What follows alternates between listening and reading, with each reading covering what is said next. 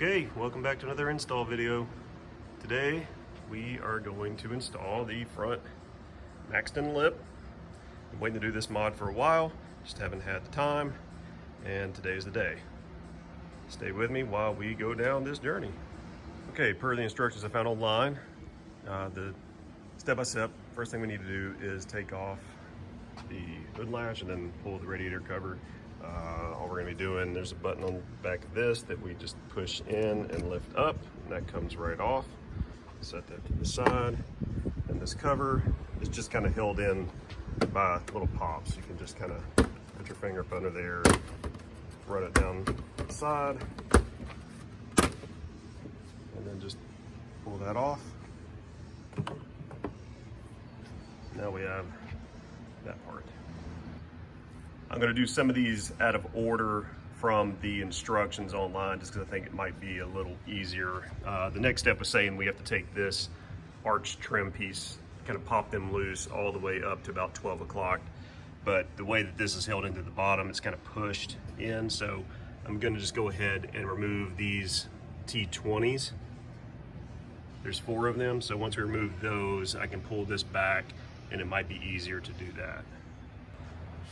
Okay, after I took out the T20s that were inside the wheel well to get the liner pulled back, you can see I kind of started on this, but I went ahead and took off all the line down through there. There's a bunch of T20s and a bunch of T30s. So all we're doing is getting this part loose right here. And now we're on to the kind of nerve-wracking part, which is pulling this off right here. You can see that these clips, the more you pull it back, they kind of go in these notches, and you literally just run your hand up, starting at the bottom, just start popping them. Go slow.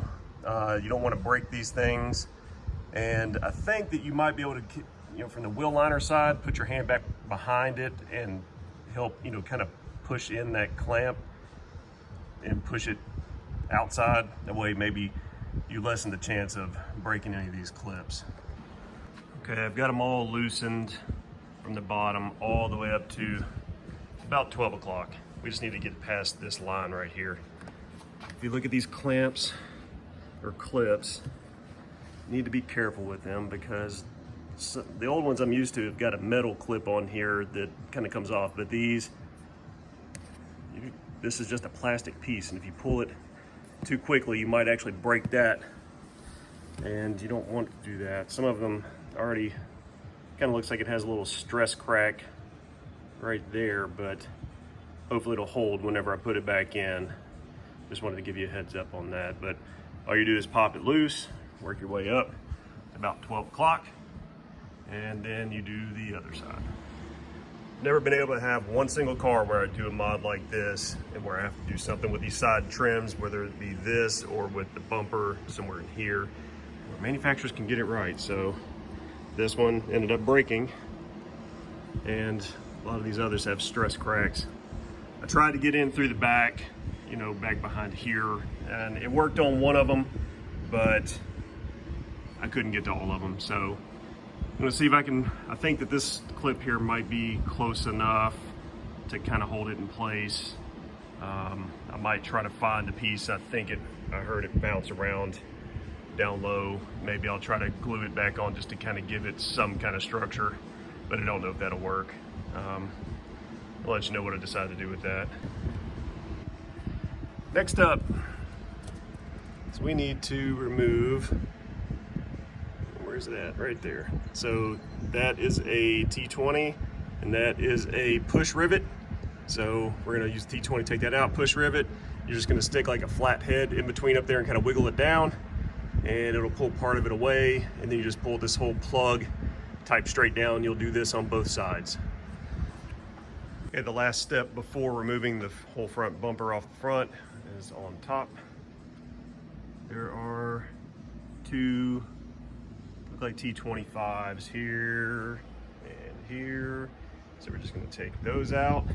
And then after we do that, you're supposed to kind of come to the corners, pull this back, and right along here kind of grab and pull out on both sides. I would suggest if you have some kind of maybe moving mat or some kind of padding you can put underneath the front bumper to do that.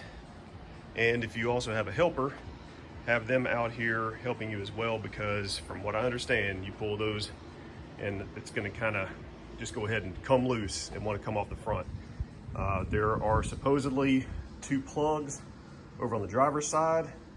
I don't know if Chris's was a 2020, and I don't know whether or not the 2020s are exactly the same, but I will update you as soon as I have more information. Okay, front bumper is removed. My helper went away, so I had to do this myself. So I took some stuff and just kind of stacked it. Yeah, that's a yoga mat, and I had another moving pad that I just kind of built up the bottom so that it would just kind of pull off onto it. So I think maybe the difference is that yes, these are the 2 normal plugs that you would disconnect from right there, but I also have the I don't know, I forget what it's called, the adaptive cruise control and traffic jam assist and all that. So I had 2 additional plugs, which are right there, and they just plug in through the bottom. So be careful when disconnecting those. I don't think you want that to go bad. And the other one is right there. Once those are disconnected, yes, very much so, when you pop this side, it will go ahead and start to move because these clips want to come out. So maybe the tip is to maybe leave a couple of these screws, maybe leave both of these really loose in there to kind of catch it to prevent the front from falling forward. That way you can kind of slowly do it, but be careful because these are plastic and you don't want them to have too much pressure on them and break. Okay, so we've got the front bumper off, and now onto the lip. So I can tell you the one thing first that I kind of dislike about this setup. Maxton does not put any kind of locations on the lip that shows you possibly where you should drill into.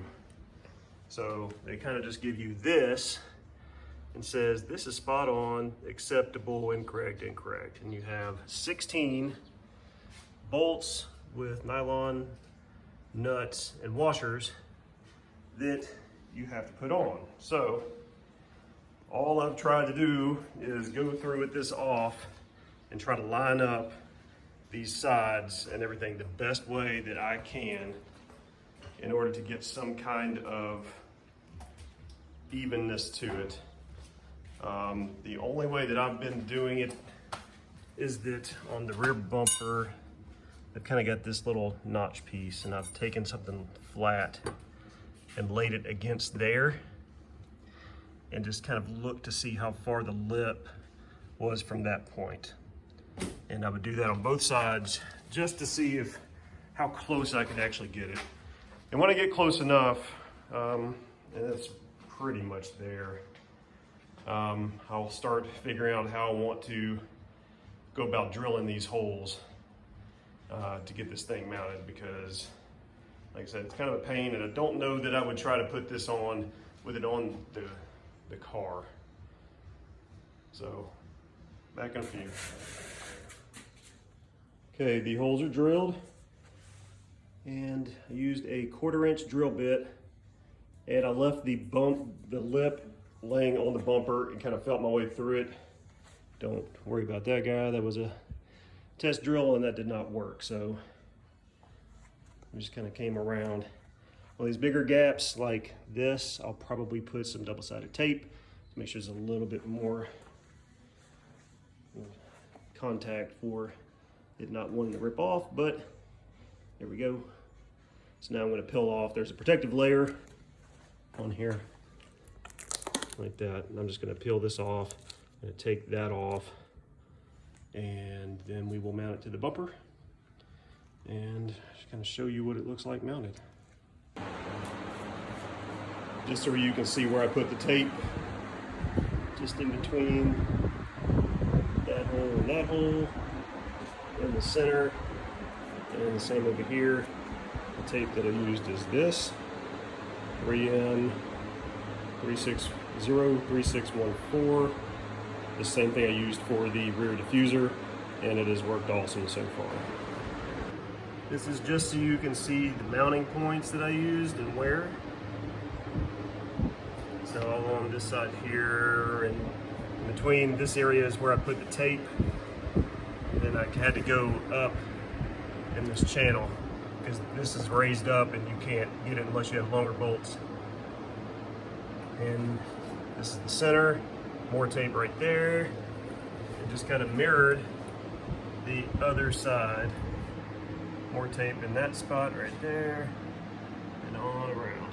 So it's not a terrible install, but it is a little time consuming, and a little help goes a long way with this.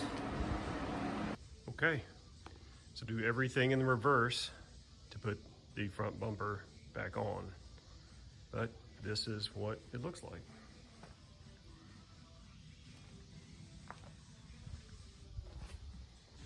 So this is in dynamic right now. I'll have some pictures later on. You can follow me on Instagram at mid10 midtenn_SQ5. You can see more updated pictures of it. But I like the way it looks. Next, I'm going to try to do side skirts. And once I do the side skirts, then I'll put the little winglets on the rear, and that will finish off kind of the mods for it until I decide to do something else. All right, well, hope you guys enjoyed it. If you have any questions, let me know. Please like and subscribe if you enjoyed this video and or you want to see more SQ5 related stuff. Thanks, later.